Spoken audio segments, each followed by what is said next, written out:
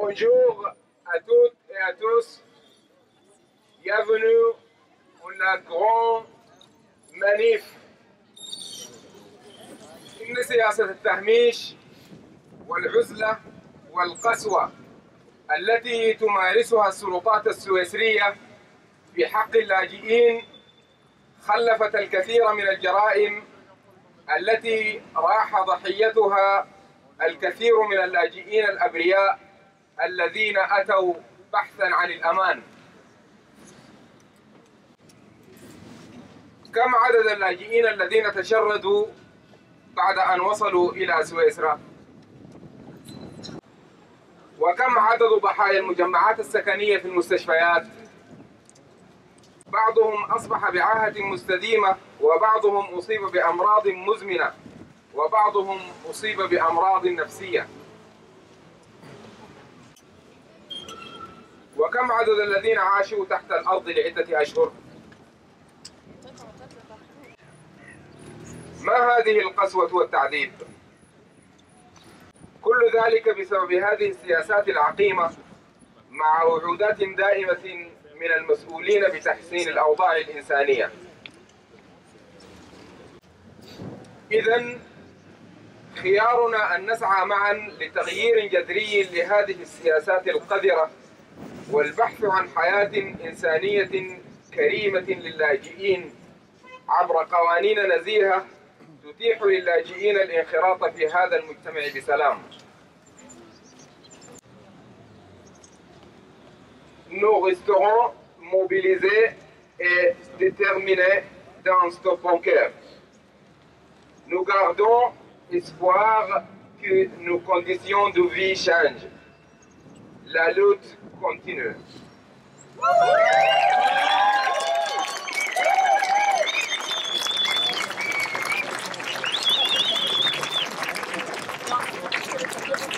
Finalement, nous aimerons remercier les associations d'aide aux migrants pour leur solidarité et leur lutte pour nos droits.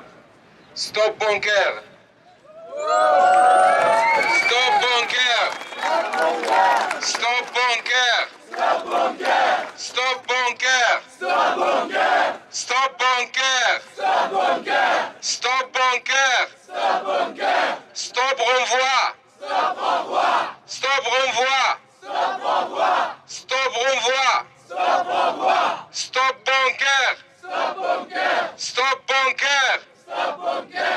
Protect us, don't protect us! Protect us, don't protect us! Protect us, don't protect us! Civil protection is not protection. Civil protection is not protection. Civil protection is not protection. Stop Bunker!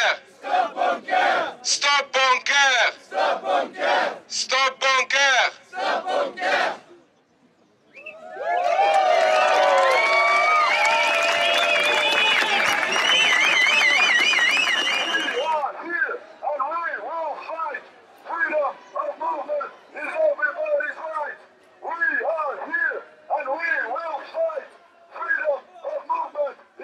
Ensuite, dans les différents sujets qu'on peut aborder par rapport à l'asile, moi je voulais vous parler d'un en particulier, c'est celui qui a pas mal occupé Stop Exclusion ces derniers temps, c'est celui de la détention administrative.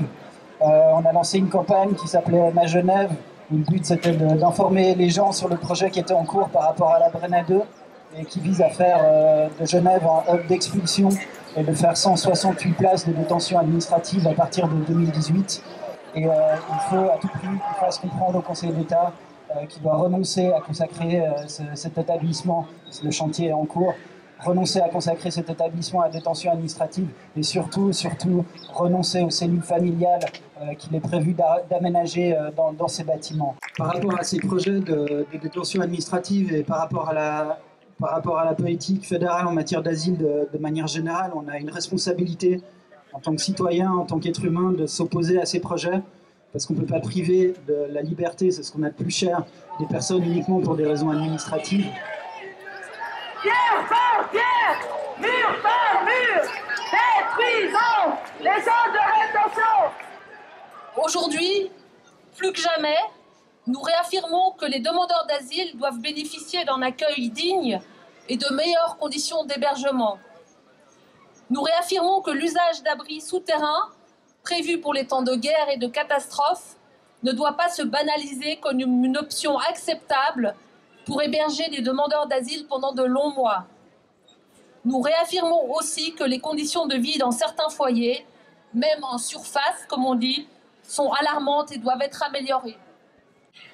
Aujourd'hui, plus que jamais, nous constatons que l'exclusion de l'aide sociale pour les demandeurs d'asile déboutés n'a pas prouvé son efficacité à susciter davantage de retours volontaires, comme cela a été initialement vendu à la population.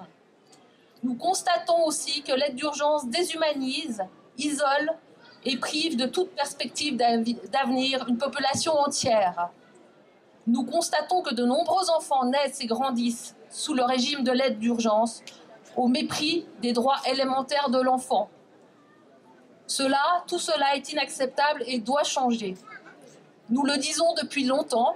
Aujourd'hui, nous sommes plus nombreux à le dire et j'espère que demain, on sera encore plus nombreux à le dire et après-demain encore et encore jusqu'à ce que ça change.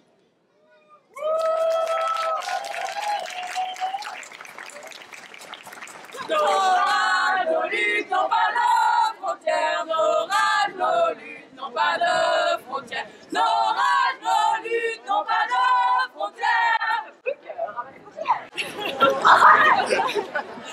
L'Europe mène actuellement une politique de plus en plus répressive face aux migrantes et aux migrants qui fuient des situations de guerre, de misère ou de persécution, oubliant un peu trop vite le rôle de l'Occident, et y compris de la Suisse, dans la production et l'entretien des inégalités et des conflits qui génèrent ces déplacements. De plus, la conseillère fédérale Sommaruga prépare un nouveau durcissement du droit d'asile avec des déboutements plus rapides et un doublement des places de détention administrative. Certains cantons, Genève en particulier, sont en train de se spécialiser dans les prisons pour migrants, comme en témoigne la coûteuse et scandaleuse construction de la Brenna 2. Par ailleurs, le duo Giorno-Maudet a fait augmenter de 60% le nombre d'incarcérations à Chandelon pour des infractions à la loi sur les étrangers. Vous le savez certainement, on a déposé une pétition demandant l'arrêt des renvois des victimes de l'incendie des TAT. Et le Conseil d'État nous a donné une réponse négative, polie mais négative, qui date du 1er avril. Donc je voulais vous informer de cela. En gros, ils nous ont expliqué qu'ils allaient examiner cas par cas chaque renvoi possible et que de toute manière, ils renvoyaient toujours les gens dans le respect de la dignité humaine. Donc au cas où vous ne le sauriez pas, voilà comment ils procèdent, soi-disant.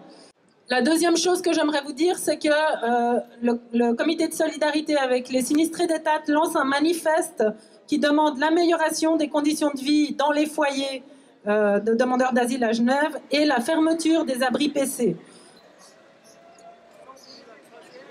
On sait tous que les conditions de vie des migrants à Genève sont désastreuses. Des bunkers aux foyers délabrés, des centres de rétention aux expulsions, la politique d'asile de la Suisse inspire le dégoût. Face à cette situation, ces derniers mois, des requérants ont acquis une visibilité publique inédite à Genève grâce à leur mobilisation. Bravo à eux.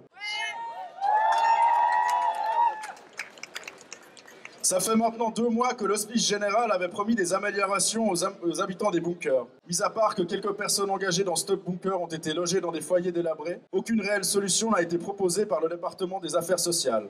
Que ce département ne se presse pas de trouver des solutions collectives n'est pas vraiment étonnant. Par contre, nous ne goberons pas que les solutions soient forcément coûteuses et compliquées. Nous savons bien que pour l'État, les problèmes d'argent n'en sont que des questions de volonté. Lorsqu'il s'agit de construire des prisons, les coûts ne sont jamais un problème. À Puplinge, collé à la prison de Chandelon, l'État de Genève est en train de construire le plus grand centre de rétention pour sans-papiers de Suisse romande. Que Maudet ait déclaré que les familles qui y seraient incarcérées ne seraient pas demandeuses d'asile à Genève est une mauvaise blague. Ce centre est un affront en soi. À nous d'empêcher sa construction par tous les moyens pour qu'il ne voie jamais le jour.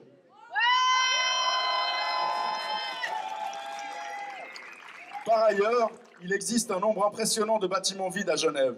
Ne serait-il pas temps de les prendre plutôt que d'attendre que l'administration nous propose des solutions de relogement? Bon alors maintenant, on vous invite à rester encore un peu ici. Il y a Vocal Cheese qui va jouer quelques morceaux et après il y aura un open mic avec les partisans du hip-hop. Il y a à manger, il y a à boire, du soleil et voilà.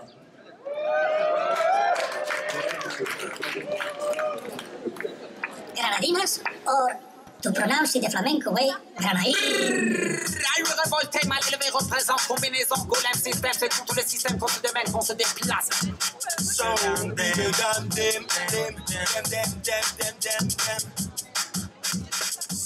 them.